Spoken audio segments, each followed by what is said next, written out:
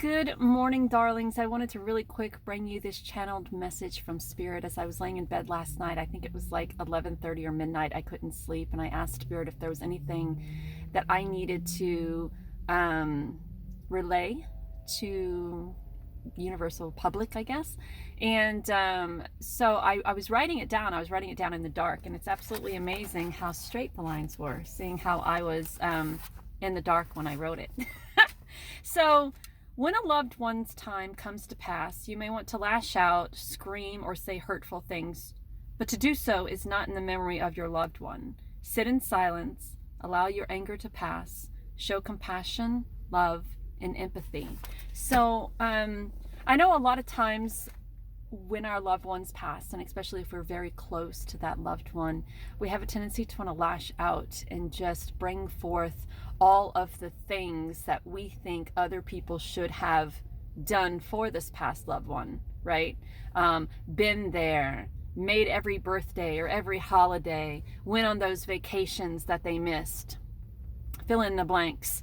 And when our loved one dies, we lash out. We say everything we've always wanted to say to everyone who needed to hear it. And that is not in the memory of the loved one. That is pure selfishness and ego.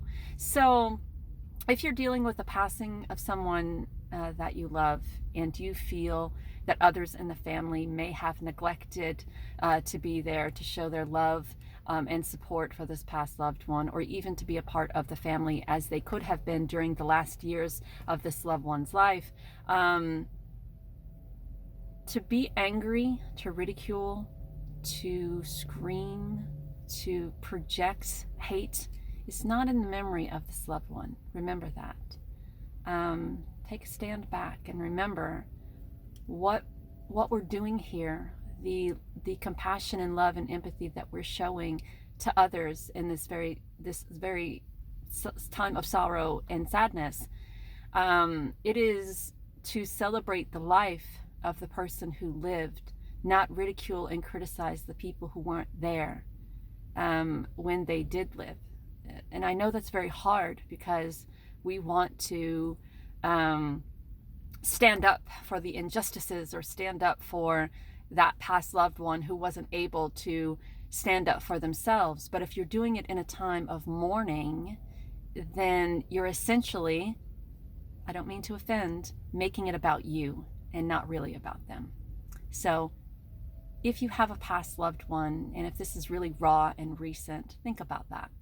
And don't let these emotions turn something that should be about this past loved one into about you and what you think and your feelings. So